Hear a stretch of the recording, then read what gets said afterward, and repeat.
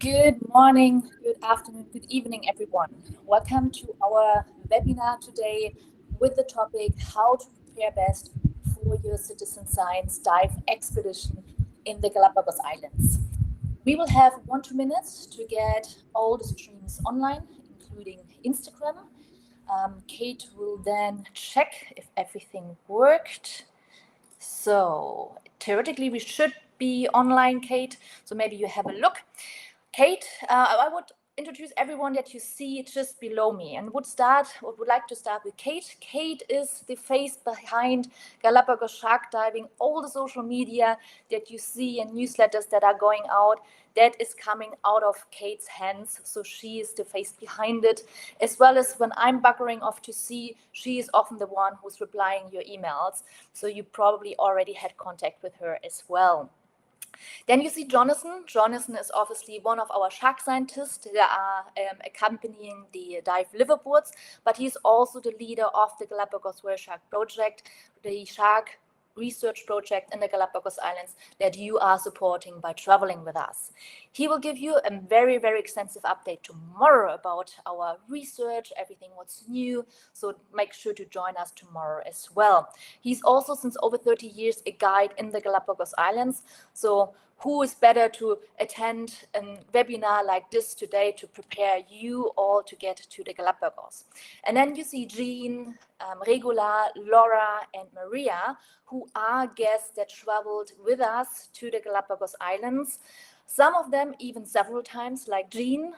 Regula and Laura traveled with us not only to Galapagos, but also to Russia Hampat and other places, and Maria as well. So they will be there to just support with questions that are getting asked, because I can imagine you have a lot of questions how to prepare yourself the best. And we will go through a few tips at the beginning, and then that should be a good platform for you to ask as many questions as you have, because if you're prepared, you're much more relaxed to get to the islands. All right, then let's start sharing the screen. There we go. That's Instagram. How to prepare best for the Galapagos Islands. First, of course, this webinar will be more focused on the citizen science dive expedition that we are doing. So we will include a lot of things on equipment, safety, environmental considerations, just, a few ideas that might pop up into your head and want to go through that. First of all, of course, I would like to talk about the Galapagos Islands. We had a few webinars this week already where we talked about why Galapagos is so important, why June to October is just a prime season for diving, and why that is, and why the waters in the Galapagos Islands are so rich and pristine, where you see the variety of animal wildlife, marine wildlife that is just insane and unique in the world, because it is not only very high in numbers, but also on different animals that you can see. It is a national park, so protected on land, as well as a marine park. So also the underwater world is protected in the Galapagos Islands, and you can feel and see it. And, the life is just so vibrant. And that obviously makes Galapagos very, very unique. But let's dive into the preparations that you might face in the next couple of weeks and months. First, where is Ecuador or Galapagos? So you see South America here on the left-hand corner, and there is on the western side a tiny island called Ecuador. And 1,000 kilometers, 600 miles in front of the coastline are the Galapagos Islands. As you already can see, the Galapagos Islands are an archipelago. So there are a lot of different islands, islets, as well as rocks. In the Galapagos, we have 2 seasons, and we talked about that a little bit more in detail on Wednesday when we talked about the seasons. And we will concentrate on the dry season, June to October, November, where we have the best dive season. If you're wondering why that is, please watch the one from Wednesday, because there we explained a little bit the current situation, how the currents are coming in and creating different biological or biogeographical areas. Talking about temperature, because that is often a question that we get first to prepare yourself, what you want to wear, what you want to bring. So the water temperature are ranging from 17 to 22 degrees. It's a big range in June to November. So that's the time of the year we're concentrating on. Water temperature obviously higher in Wolf and Darwin, where we will spend a lot of time. If you want to watch the Wednesday one, we explained that up in the north, the water temperature will be the highest. On the western side of Isabella, because of the Cromwell Current, mostly the coldest, and on the main island or around the main islands, it's kind of in the middle, I would say. So it's 17 to 22 degrees Celsius and 62 to 70 Fahrenheit in water temperature. You see it's a wide range. Air temperature, I would say around 20 degrees, sometimes a bit colder, sometimes a little bit warmer. What is 68 degrees Fahrenheit in the dry season. You will feel a constant sea breeze, especially when you are on board. So to the fact we are on the oceans, you will even experience a little bit more sea breeze. Winds are in this period a little bit increased and also influenced obviously by the currents that are coming in, but also will influence visibility and water condition, obviously.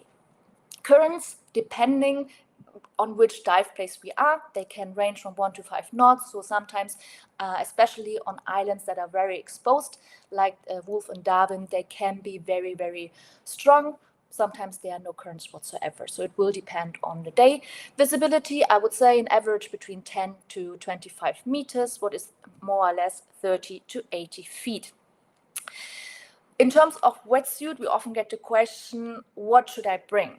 We recommend 7 millimeters, which will keep you warm for the colder dives and the warmer dives, because you always have to keep in mind, you're not only diving once and then you stop. You have a liveaboard where you're diving several times a day, what will cool out your body much faster. So I'm a wimp when it comes to cold, and after 2 weeks, it doesn't matter if the water is 28 degrees, I will get cold after 30 minutes. So 7 millimeters is what we recommend, but it's also something personal that is obviously personal to you, how fast you're getting cold. All of those temperature mentioned is an average. That varies from year to year. It varies with the influences, with El Nino, La Nina that we have. So that is just a kind of a guidance. How the temperature will be this year, we will need to see. This is a screenshot of the sea surface temperature. So here we see that's from the 27th of May, just a few days old. And here you see, so red and yellow is obviously warm currents coming into the northern part of the island. So Wolf and Darwin right now seems to be quite warm, warmer than usually expected. So I would say it's around 24, 26 degrees Celsius at the moment. You see this nice Humboldt current coming in. That is the current which is cold but brings in a lot of nutrients. So we do want to have the Humboldt current, what cools down the central part of the islands a little bit. And when you look very closely to the left-hand side of Isabella, you see it's getting even a little bit bluish, what means the Cromwell current is upwelling there, brings a lot of nutrients to the surface, but also means that colder water are coming up to the surface. So you see, it's basically different areas in one dive holiday. So you will have areas where up in the north where we dive with sharks, where it's nice and toasty and warm, and then we will have days where we will dive in colder waters, but therefore getting the chances to see molars, penguins, marine iguanas, and other species that preferring obviously more the colder waters. Let's talk about what to take in terms of documentation.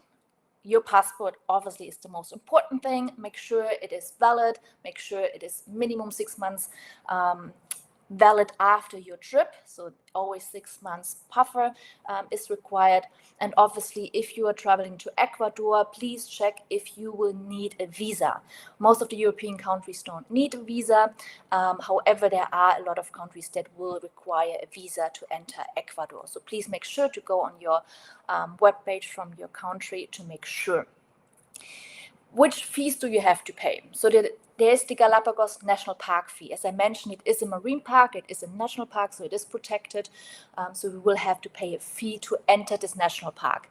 It is at the moment $100 per person and will increase after the 1st of August this year to $200 per person. What, if you compare to other national parks, is still in a very, very good money-wise range. You also have to pay the $20 transit control card. So the national park entrance fee you will pay on the Galapagos airport. So you arrive in Galapagos, so you go through immigrations, and then they ask you, okay, we would like to have the entrance fee for the Galapagos National Park. It is payable in cash, so make sure that you have dollar notes with you. Often they ask to please not have bigger notes than $20 notes, because it's more harder for Ecuador to bill the $100 notes. So if it's possible, just bring notes up to $20 notes. Same as the transit control card, that are $20 per person, that you pay in Quito or Guayaquil airport. So that are the two airports where you have a stopover before you go to Galapagos. And before you check in for your Galapagos flight, you will have to pay the transit control card. They will ask you also a question: where you're staying, in which hotel, or to which boat you're going, and then they're typing it in. So you do not have to fill out anything in advance. You can so if the government pages are working, what unfortunately is not always the case. That you have to pay also in cash. After the transit control card in Quito and Guayaquil, you will go to the biosecurity. So they will check your luggage for seeds, for nuts, for anything that might introduce species that they do not want to have in Galapagos. So when you have your check-in for your Galapagos flight, always make sure to calculate enough time in that you can get your transit control card, do your biosecurity, and then check in for your flight. Coming to dive certifications. So dive certifications, the minimum advanced open water level required or higher. Bring please your card or your e-card on the phone. That's fine as well. If you wish to dive with nitrox, don't forget your nitrox card as well to bring with you. And please make sure to complete all the forms from the vessel. So you often have an application form and a liability form. Please fill it out, send it back to me so I can send it to the vessel, because they have to start their process of permits as well. So they have to ask for permit at the national park and the Navy to then get a manifest, and therefore they need the information. So as earlier you can get it in, as easier it is for the vessel to make the manifest. Dive insurance. As you know, dive insurance is mandatory for Galapagos, so you have to have a dive insurance if it's Aquamed, Dan, many others that are dive insurance that include hyperbaric chamber treatment.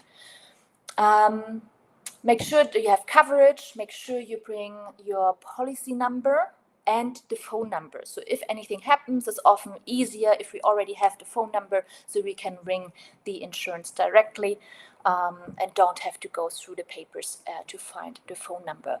Travel insurance obviously is very recommended to have as well, because when you get a flu or anything else, something little like a flu might prevent you from diving, and then it's good to have a travel insurance.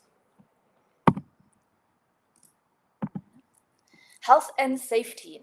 In terms of vaccinations, it is nothing required to have unless you are entering from Brazil, Congo or Uganda, or you have a very long transit there. It's not very often happening, but then you have to have a yellow fever vaccination. Otherwise, you do not have to. However, if you, for example, staying longer in Ecuador and you're going, to other places like the Amazonas, then it's obviously recommended to have yellow fever vaccination as well. Otherwise, make sure your routine vaccines are up to date. Look if you have hepatitis A and B when you're traveling, rabies, and all that things. Nothing is required, but it's always good to have everything up to date. If you have any medical issues, always make sure that you see your doctor beforehand to make sure that there's no issues for you diving, so that you're safe when we're underwater. If you have any personal medication, make sure to bring sufficient, even if you, for example, have to, for some reason, extend your visit or whatever, that you always have sufficient medical medication with you.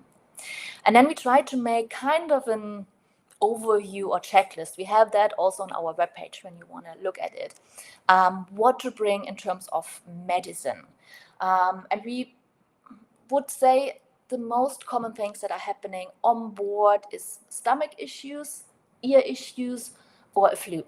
So that I think the three things that are happening the most. So what should you bring? Pain relief, like, paracetamol or ibuprofen, stomach medicine. So we have here one recommended ciprofloxacin, what is an antibiotic that often helps for those things that you can get very often in the Galapagos. And I was writing it in here, especially if you're spending time in the Galapagos Islands before you're coming to the vessel, because the drinking water or the tap water is not very good. So we do have still issues there in the Galapagos, and if you're very sensitive to it, it is easy to get stomach issues. So that is something that you can bring with you, and or if you're staying in the Galapagos Islands beforehand anyway, you can buy it in every pharmacy.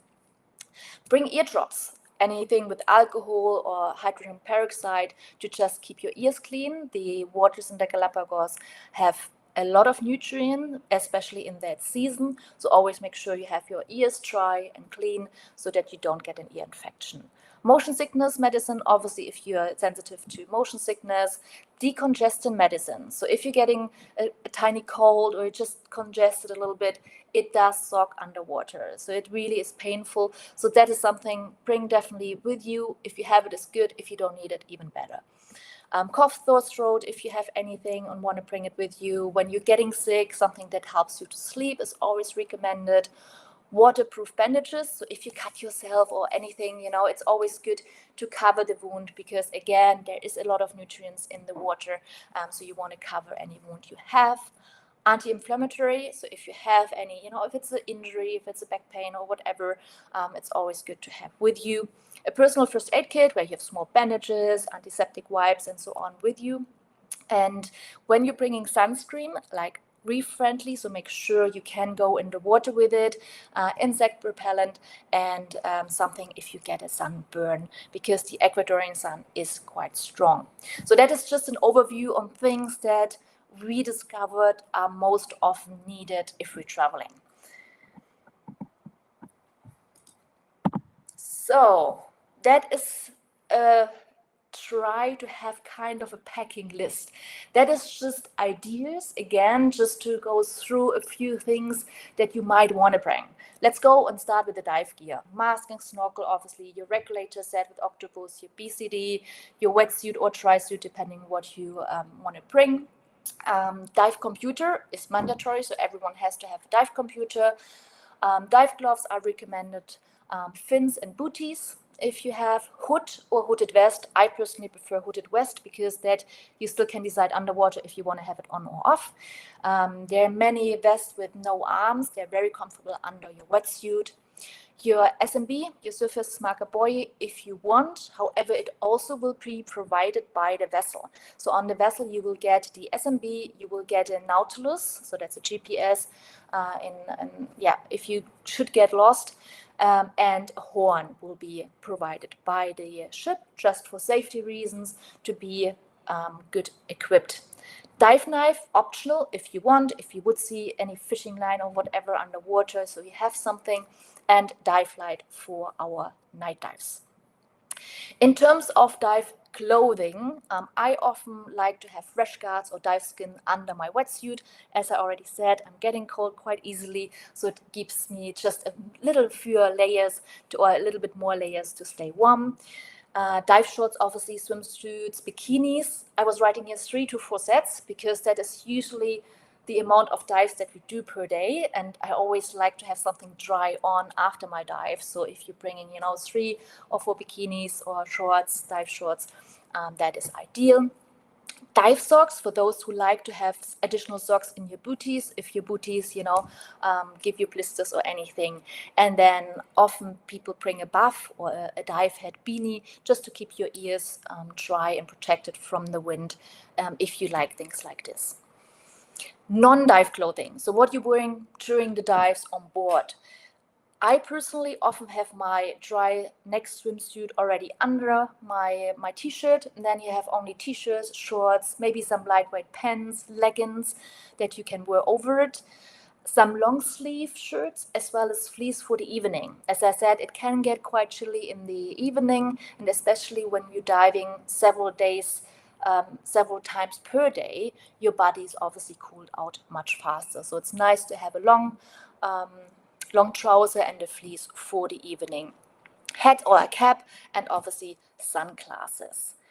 In terms of footwear, I personally do not wear any shoes on board. I love to walk barefoot, so I invite you to do so as well. But you also can bring comfortable sandals and or hiking, walking shoes, sneakers for when we're going on land, especially on the 15-day trip.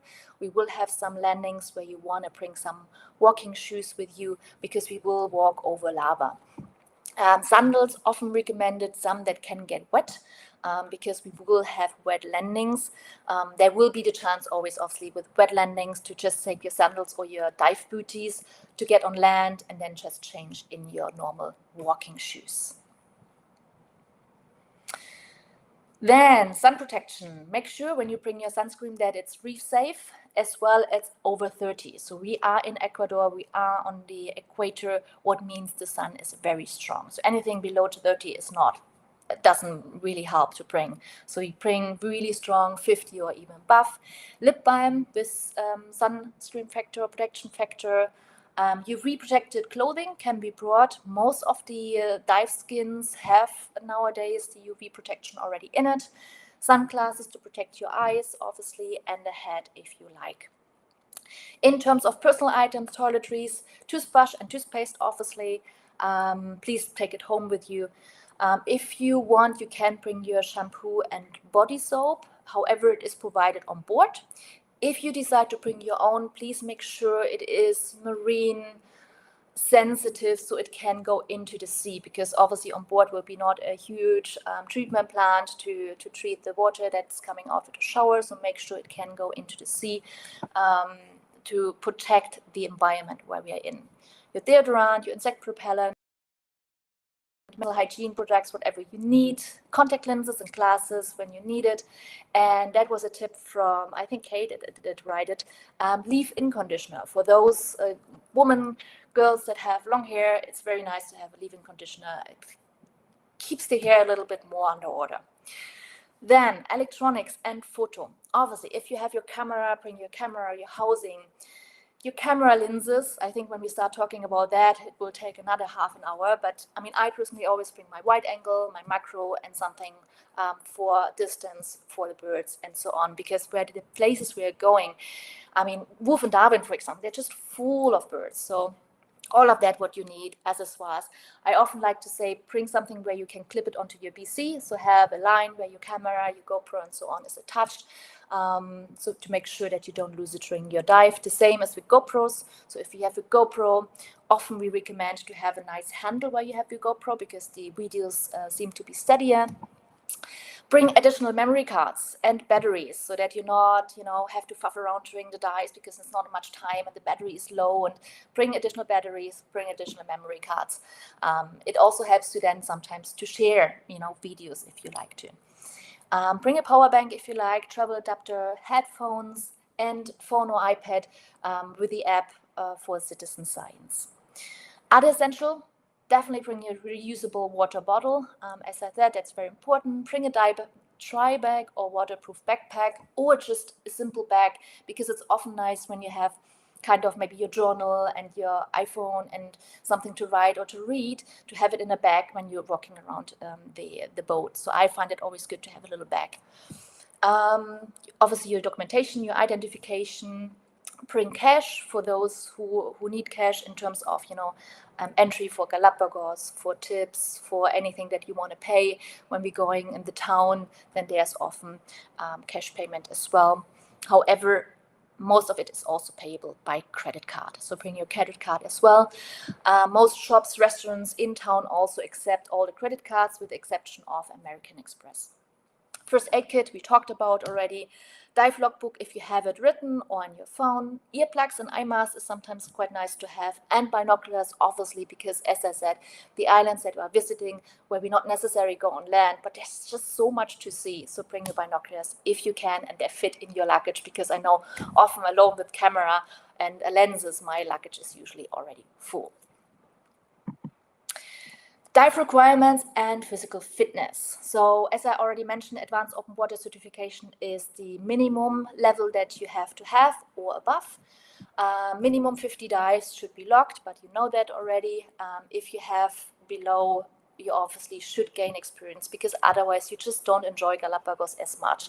Because if you still concentrated too much on your equipment, you just don't enjoy what is really happening around you. If you didn't dive for quite a while, I often recommend either a refresher course or just go diving. Go diving somewhere, just, refresh your muscle memory to see how to put everything together. Also, most of it is already done on the ship for you, but just to get into the, how diving works again.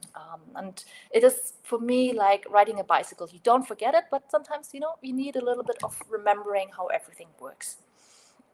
If you like and you have the chance to go diving before, and you, for example, never did a negative entry, where basically you don't meet on the surface, you go down directly and meet on 10 meters with the group and the dive guide, that is something that you can practice beforehand, just to done it already. And if it's your first liveaboard, for example, and you never had a roll backwards from a Zodiac or Panger, then it's something that you might want to try before, because then you just did it and it takes a little bit less of your pressure, because often people are very excited to come to Galapagos and they have a lot of stories what sometimes happens when we have strong currents or whatever, and they're very excited. I mean, I can remember my first time coming to Galapagos. I was very nervous, and if you did things already beforehand, it takes a little bit from this nervous feeling away. Diving, obviously, it is still a sport, so make sure that you're just physical fit, you do your sport, maybe for those who like to do yoga, do your breathing exercises, etc., to just, be very good with the air underwater.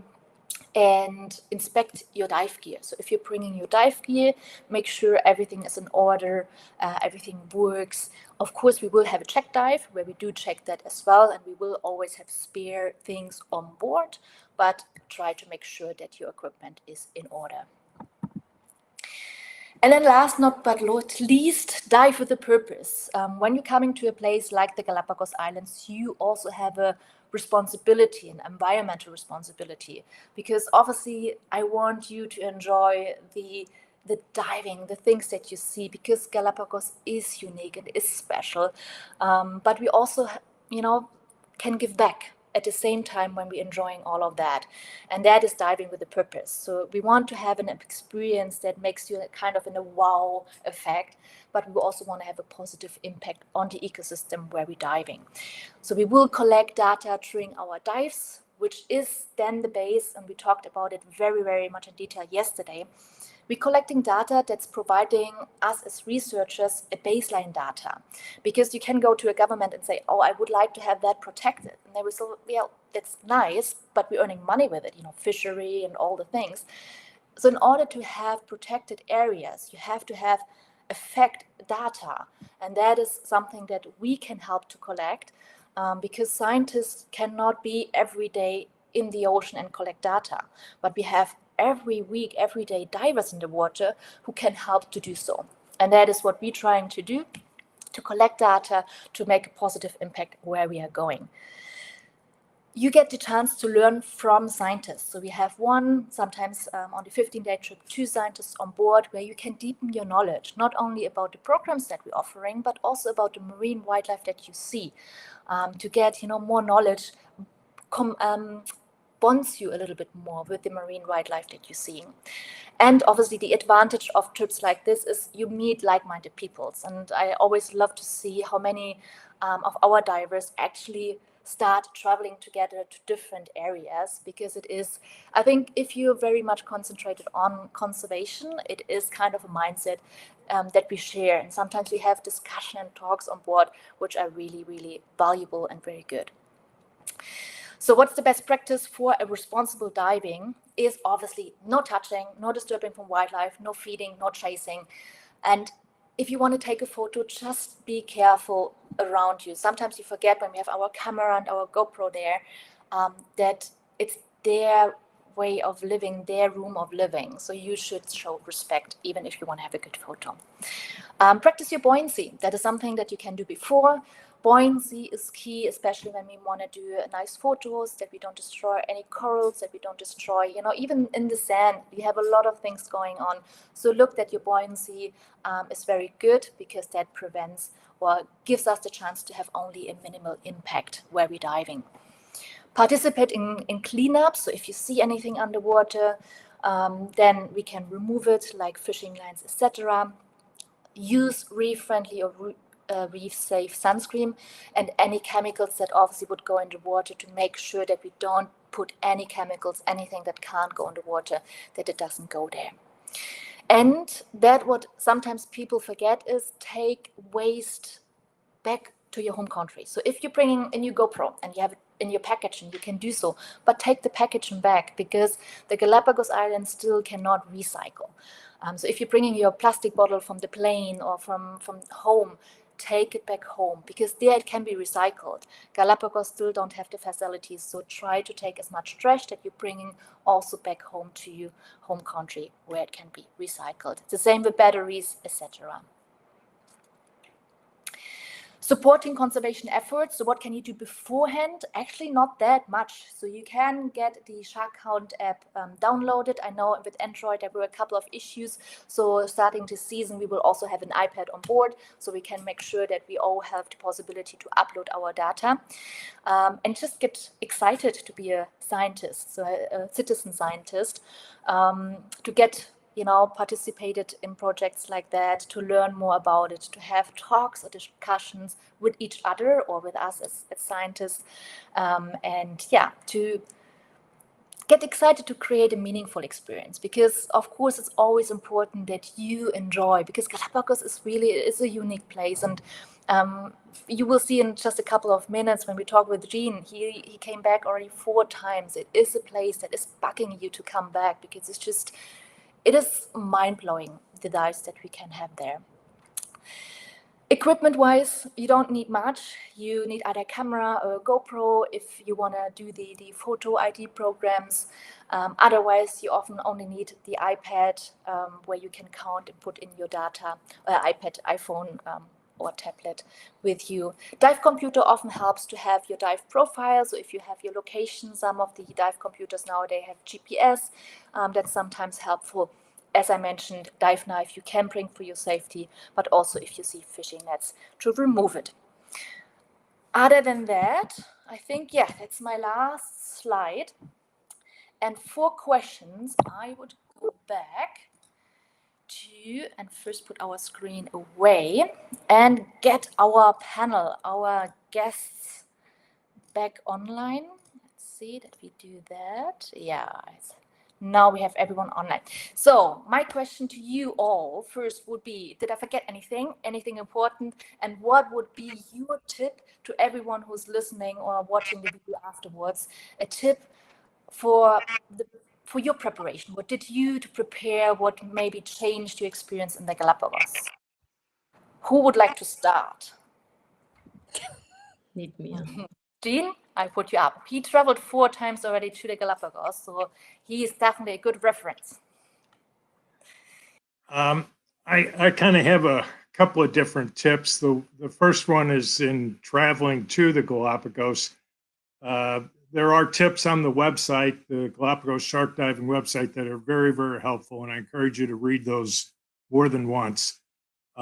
You'll also get an email before the trip with even more detail than is what is in the tips, and be sure to read those and follow it, and it'll make your travel a lot easier. And one thing I would point out that you'll get in the instructions, but don't breeze past it, and that is, get to the airport early enough, because the transit control card and the bio screening and checking in and all that takes a lot longer than you'd think. It's a domestic flight going from the mainland to Galapagos, but they recommend getting there 3 hours ahead of time.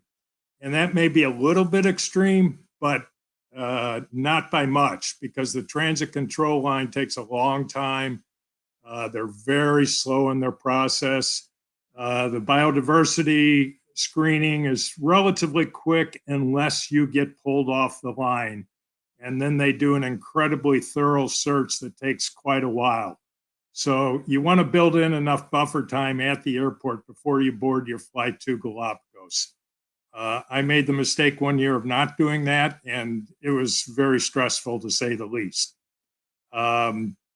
So that's in terms of travel. On the boat itself and for diving, the one tip I would have is bring extra layers. I don't own a 7mm suit, so I always rent. And in any given year, that rental suit can be a relatively new and give you good insulation, or it might be a little more used and not quite a full 7mm. And I bring a 2mm full body suit and a skin and a vest, a sleeveless vest. And I add layers as I need to. And I find, for me personally, on the west side of Isabella, I need to. The lowest temperature I've seen there, at least my dive computer registered it, was 14 degrees C, which is like 57 degrees Fahrenheit. And I was happy to have those extra layers. So those are my tips. And I don't think, yeah. Oh, actually, one more thing. I always, and this is just me, I always arrive a couple days early and spend a couple days in Puerto Ayora before getting on the boat. And that does a couple of things. One, it makes sure you're going to make it on the boat, that the flights don't get messed up. And that was my original purpose. But I came to really love the little town of Puerto Ayora, and I love spending time there. So I always come in, and I've got the time to do this. I always come in a couple days early and just run around town and have fun there. They have a fantastic beach. That's probably a 30-40 minute hike to get to, but it's spectacular. And there's just a lot of neat things around the town. But that's me. I like doing that sort of thing, and it gives me the added benefit of making sure I make the boat and don't miss it because of a missed flight. Thank you, Gene. Yeah, and by the way, your favorite coffee place is now also a restaurant, so they're expanded. So not only the coffee is amazing, the food now is amazing there too. Yeah, speaking of that, I found another coffee shop. It's interesting. The coffee shops and there all seem to be owned by women. And there's another coffee shop down Darwin Boulevard toward the Science Center that has been opened up, and it's not as first class as 1835 coffee, but they have a very nice operation going on there too. Good. Thank you, Gene. Who would like next? Regular, you wanna? But yeah. So we are coming from Switzerland, and we had a very long flight, and we decided not to take the gear with us. And we were very, very happy that Jenny did it for us. And I must say the gear was really, really good gear. And I was very thankful, because before, when we rented gear in our country, we had really problems with it. And so I really can recommend to hire it for the Galapagos. And also in general, Jenny and also Kate, they're amazing in assisting and help organizing not only dive trips, but also day trips, island hopping, hotels, everything. So they're really like helping in everything. Like every question you have, they have an answer and they help. Related to that, I thought that I'm not motion sick, but I was, so I would recommend definitely to have motion sickness pills in any case. It's better to have them and take them in prevention that, finding out that you're motion sick and then, missing 1 or 2 days just because you feel super bad and it doesn't feel good. And also maybe to mention again that just take another layer, like take a fleece, a thick pullover, because it's really cold. And for us, like people from Europe, we think that it's super warm, that the sun is burning, that it's like a really summer hot holiday, but it can be quite cold. And we were super happy to have extra layers, and yeah, extra fleece. And maybe another tip, which is not what you can do in preparation, but just during the night or when it's dark on the vessel, have a look beside the boat, because sometimes they have the lights on and it happens that you have 60 or 70 or 100 sharks around the boat, like silky sharks. And this is just amazing. So yeah, watch out for it. And yeah, there is another thing, right? Yes, another thing, really bring enough cash with you, because we had problems with our credit cards to get cash money, and it's useful to have more than one credit card. Because if with one you have problems, maybe the other one is okay and you can get cash money. So for me, it's the first time I had problems like this, and I really take more than one Visa card, MasterCard, both, not only one. Thank you. Yeah, that's a good And point. again, Jenny, you are make really great job. I mean, if I travel with you, I have never problems, because I know it will going, and I will not have problems, because you prepare me very good. You are wie heißt das, führen, leading us very, very, very good. Thank you so much, Regula. Thank you, thank you, thank you.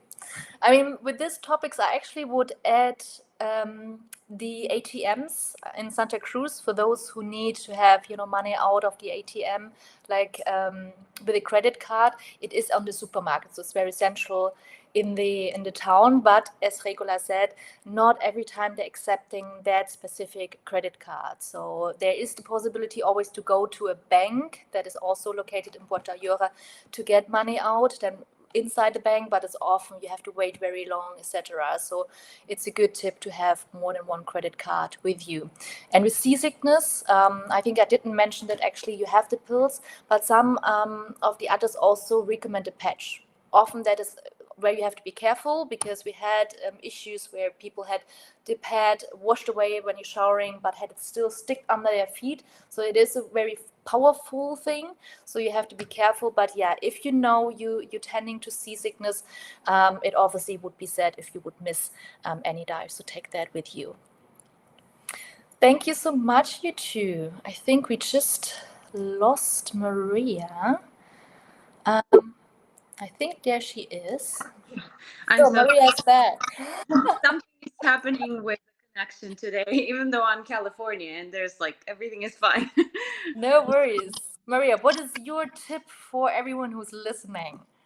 Well, you covered pretty much everything. It was right on point, but I will add from my part, and I agree with Jean a lot, by arriving to Galapagos a little bit earlier. Not only, you have jet lag after traveling, especially if you're from Europe, but just spending some time on the island is a great idea. Our first time in the Galapagos was actually during COVID. We went there with my husband, and Jenny was so helpful with all the tips, and we were able to spend almost 5 days on, 5, 4, and 4 days on each island. And Isabella Island is just incredible because it's the most wild one. I love San Cristobal because we have our favorite restaurant over there, and we just went there for breakfast, lunch, and dinner. Puerto Ayora is amazing. Lots of coffee shops. I know all the coffee shops that Jean was talking about. And you actually have an option. When we were buying tickets from Los Angeles, we had 2 places to fly into. So we actually flew into San Cristobal.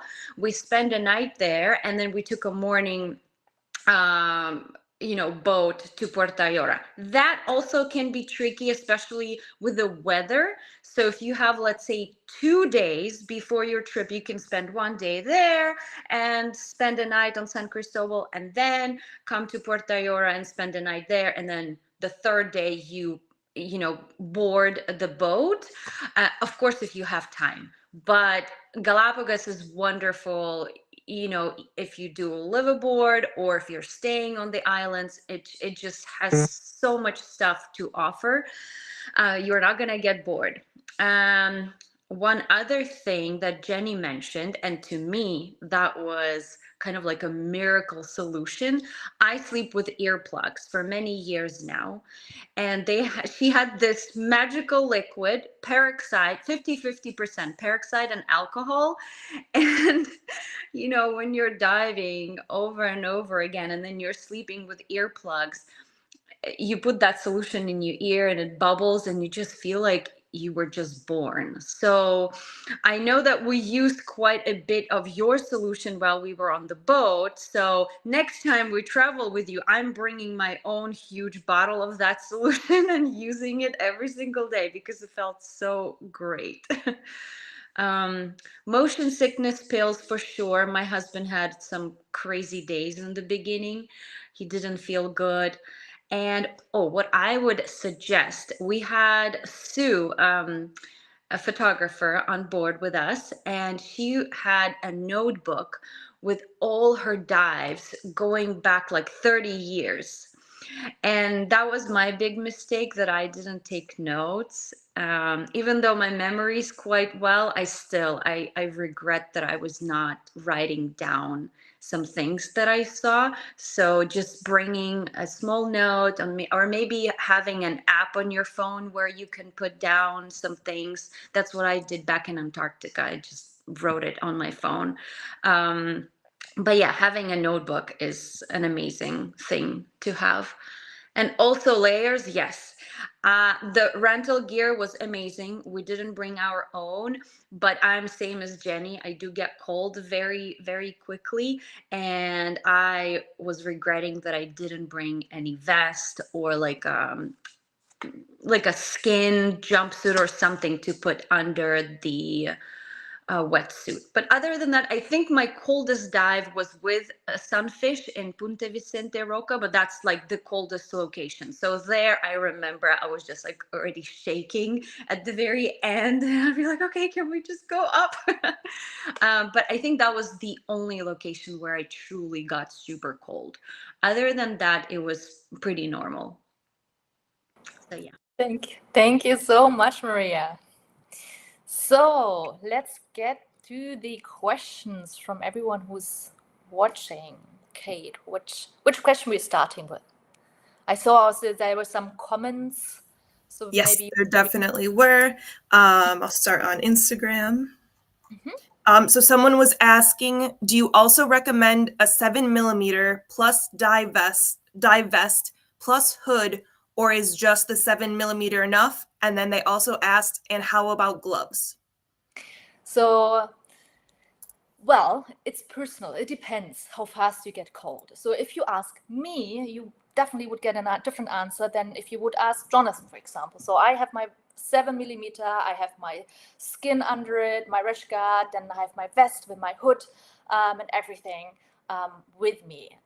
Up in the north, we don't use it that often, but if you have colder dives, you definitely want to have it with you. So if you have it, if you have a vest, if you have a 7mm, bring it with you, because then you are equipped for the dives that are cold. Because when you have it with you and you don't need it, it's fine. But for the colder dives, you have it. So yes, definitely bring it with you, all the layers that you have and what you might think you need. In terms of gloves, yes, I would recommend gloves, as we sometimes hold on to rocks, and there are lava rocks, and there are obviously sometimes a little bit of barnacles. So in order to not have cuts in your fingers, it often helps to have gloves. Yeah. And then that same person was also asking where the medicine list is available, or where they can get all that information. So we have the medical list as well as all the packing list. Kate made the effort to write everything down what we think someone could need. You find it in the blog section. So what we also could try to do is to just post in the social media channels the link directly to the blog. But if you want to see it directly, just go on the website and then blog, and then you have basically the packing list. And then another question that came through on Instagram is someone was wondering about if there's any volunteer opportunities available if they're unable to travel with us but still want to volunteer. Not at this moment. So we do definitely always need volunteers. I mentioned it yesterday with citizen science programs. Obviously, certain things, as well as in the research project, as well as in the Galapagos shark diving side, we do need people that support in certain things like video editing, etc. But that does not mean that we can obviously take you on a trip. We charter the boat, so that is that we as the group also obviously pay for the boat. So it's not a free trip that we unfortunately can offer. What often is the reason why we're getting volunteers, but yes, if your purpose is to help conservation, then yes, we will have volunteer positions open. And right now actually do look for a video editing possibility, because I'm not as good in video editing. We do have beautiful videos from the Galapagos Islands, but we would need someone who helps us color correcting a little bit. So yes, there are always volunteer positions open. I think Jean wanted to add something. Let me unmute him. Give me one moment. I would add that one of the things you can do is make a donation to the Galapagos Whale Shark Project. I have become so emotionally and personally involved in this just from that standpoint alone. I give a donation every year at the end of the year when we're doing, my wife and I doing our charitable contributions. Galapagos Whale Shark Project is on the list, and they get something from me every year above and beyond what I spend on the trips. So that's another way you can help contribute. Thank you so much, Jane. And it looks like Jonathan has something to add as well. Jonathan, just unmuted you. Oh, I don't know. Can you hear me now? Yes, also. Okay. I think the question from the way it was phrased was asking if there are volunteer opportunities per se in Galapagos. So maybe if that person is unable to travel with us, but is interested in volunteering and supporting Galapagos, conservation, marine works, and so on, there are opportunities in Galapagos itself. The Galapagos Science Center, the Charles Darwin Station, and the Galapagos National Park all have volunteer programs. The only caveat there is that they usually want people for a minimum of about 3 months, because by the time you've trained somebody, and they'll give you normally housing and possibly a stipend for food and stuff, but by the time that they've invested the money in getting that person there or helping that person to be in Galapagos, then they like to have returns, obviously. So it's not something you can do for a couple of weeks, but there are longer periods of volunteer opportunities. So if, for example, and I had a question recently from a friend of mine whose son was graduating from university, and he said, what about in Galapagos? And if you're on a gap year or something, then it's ideal, but you do have to have some free time. Yeah, perfect. Thank you so much. Mm-hmm. We had another follow-up question about the gloves and how thick they should be. Again, it depends a little bit. So I don't like it when it's too thick on my fingers. So they are 5 millimeter is a little bit too much for me. So I'm usually using 3 millimeter, but I think it's, again, something personal that, so there's nothing really I can recommend. Yeah, Jonathan. In a lot of national parks, they don't allow you to wear gloves because you're not supposed to hold on to things. In Galapagos, we do encourage it, but because most of the surfaces where we're potentially holding on, where there are currents and so on, it is, as Jenny has already mentioned, lava rock that you're not going to damage in any way. and there are sharp barnacles on there, so you don't want to get cuts which can get infected. But what I found is that dive gloves, neoprene dive gloves, often do not last for very long in those conditions. They're not made to work in very, very harsh conditions. So go down to your local gardening center or hardware store, and for $1 or $2, you can buy yourself a fairly cheapish pair of cotton gardening gloves, the white ones or the red ones, and those are more than adequate because they protect your hands. They don't necessarily keep you warm, but they protect your hands, and they don't get destroyed as quickly as neoprene gloves do. Thank you very much. And if anyone else from our panel have to add anything, you just let us know, and then I think. Okay. Maria, do you have something to add? Oh yeah, you turned it on. I remember Jenny had a very comfortable handle for her GoPro. It was kind of like a steering wheel, or maybe it was Jonathan. I don't remember. We both. Yes, yes. And So nowadays. yeah, that one was great because you can also add the flashlight on top, and the handle for the GoPro works, but I think the steering wheel is so much better. It's not super expensive. I checked it out. I remember I think I wrote down the name of the company, but I think that one is the best. If you're bringing a GoPro, try to bring that steering wheel. If you want to attach the flashlight, it's all in one place, and it's very easy to kind of carry it and maneuver. Yeah, that's a good point. Thank you. Yeah. And then we did have one more follow-up question about, is it recommended to bring reef hooks to the Galapagos? Jonathan, you wanna, because you answered it the other day, maybe just say a couple of words why we not use it. Yeah. They're discouraged in Galapagos, and I believe the national park actually made a ruling that you cannot use them because, unfortunately, although a responsible diver who knows how to dive with a reef hook will not necessarily cause damage, not everybody knows how to hook them on, and not everybody can distinguish between stony corals and rock. And so it's very, very easy, without wanting to damage those stony corals, which, as the name suggests, look like a chunk of rock, but obviously are very fragile. So no, unfortunately, reef hooks are not allowed in Galapagos. Thank you very much. Thank you. And then now moving on to YouTube, we had a question about, is seasickness an issue, which I think you already talked about, but maybe you could just summarize what you had said. So yeah, it depends obviously always how rough the sea is. We will have a crossing from the main islands up to Wolf and Darwin where we are exposed to the ocean.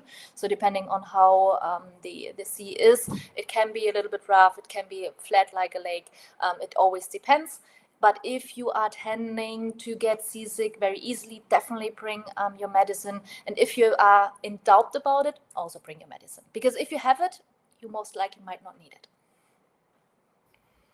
Okay, next we had a recommendation of Stream to Sea sunscreen. Someone said it's excellent, reef-safe, hair conditioner, and mask defog. So thank you for that recommendation. Shannon was also, I think this one was for Jean. She wanted to know about the coffee shop that you were recommending. All right. Actually, Jenny could have given that answer because she's the one that recommended it to me. But it's the one she talked about was 1835 Coffee Lab, and it's right on the main drag there, Charles Darwin Boulevard, just outside the main area of downtown.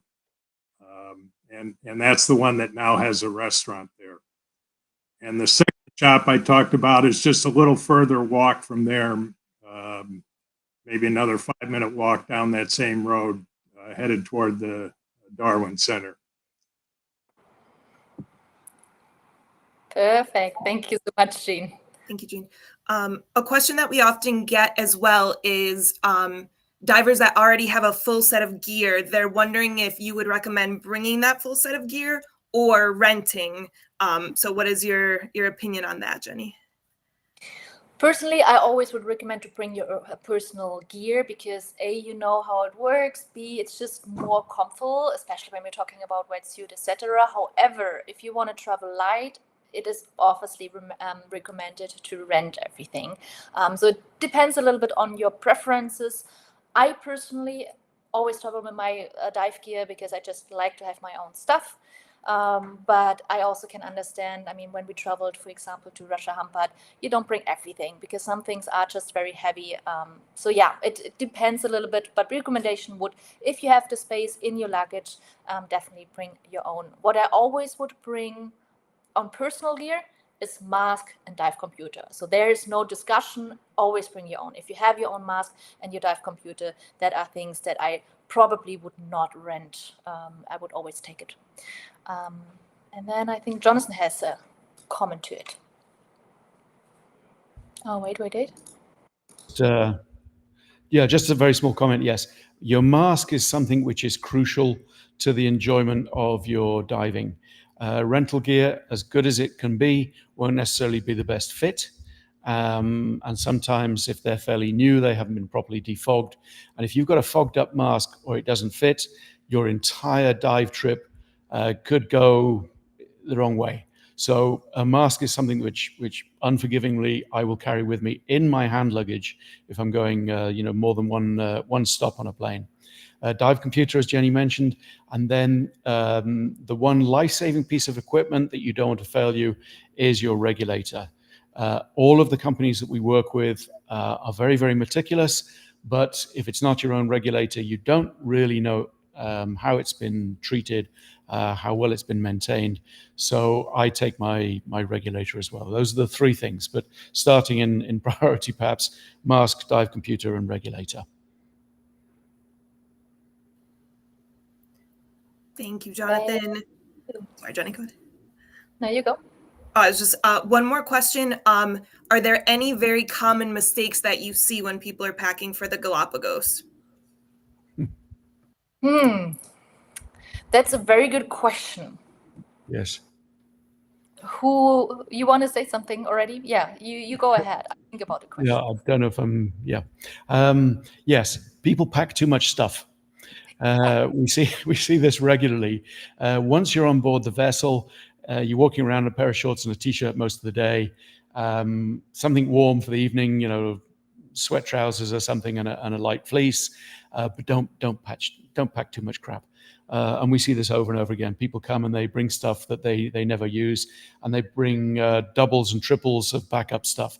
However, I will add to that if something is crucial to your comfort or your photography or your medical situation, whatever, you will not be able to source most things either in Galapagos or even on the mainland. So if it's dive gear, photo gear, or medication, make sure that you pack enough of all of those.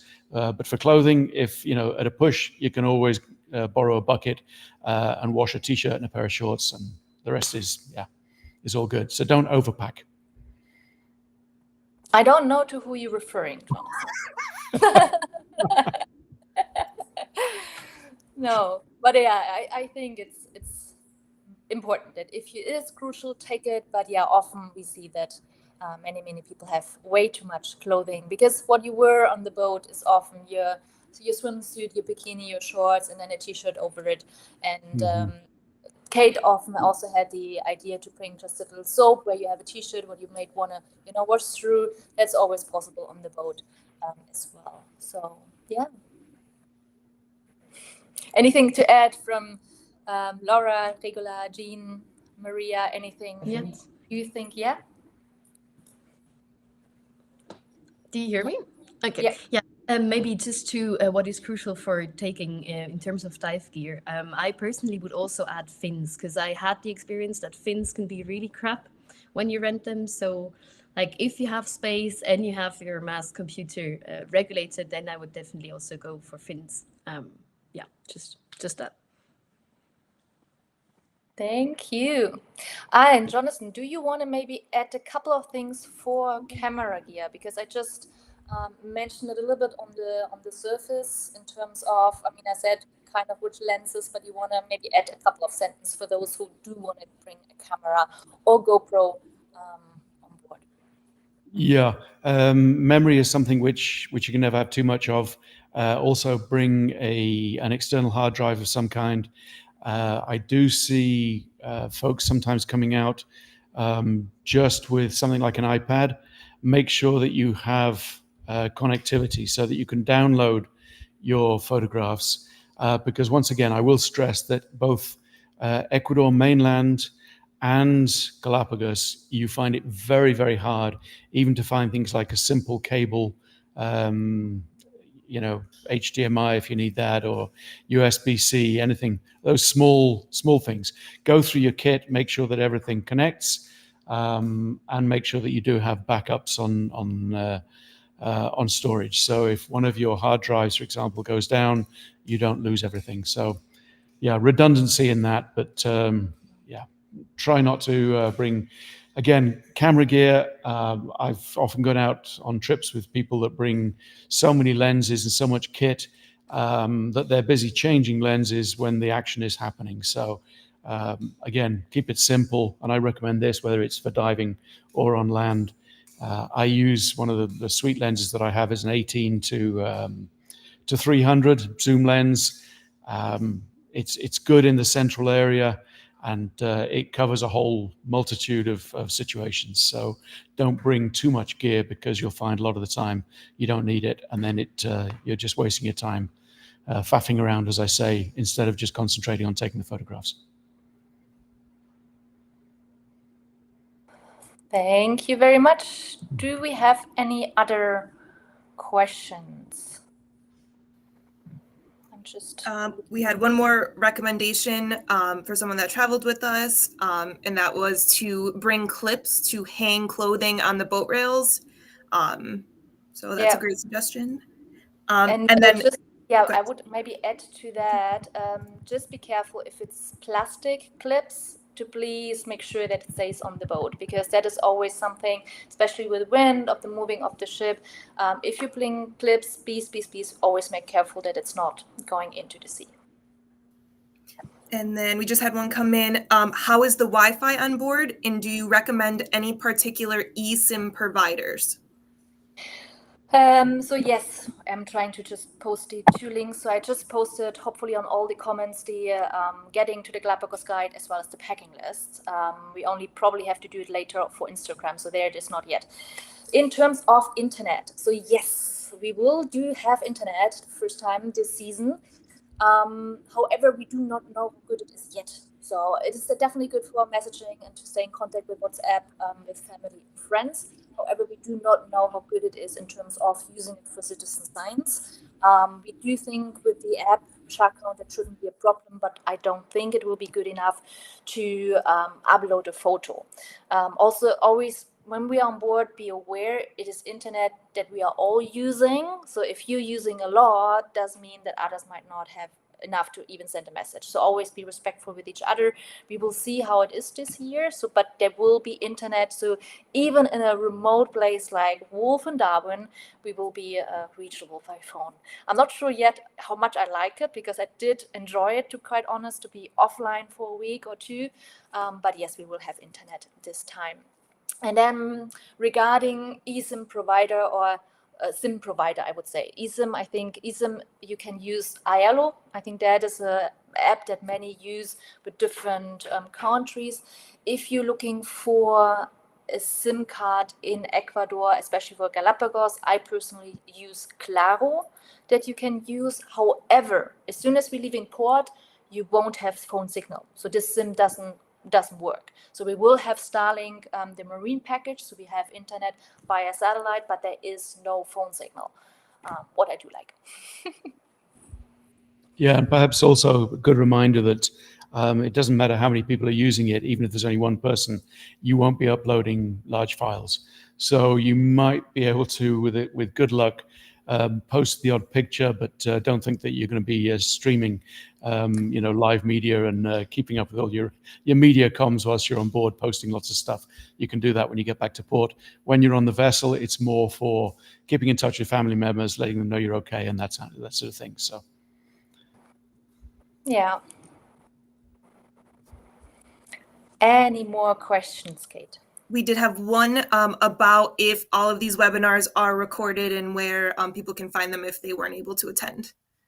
Yes, so all of those webinars got recorded from Wednesday on until today, and will be posted on all the social medias. So on Facebook and YouTube, it's automatically. Facebook, you find it in events, in YouTube under lives.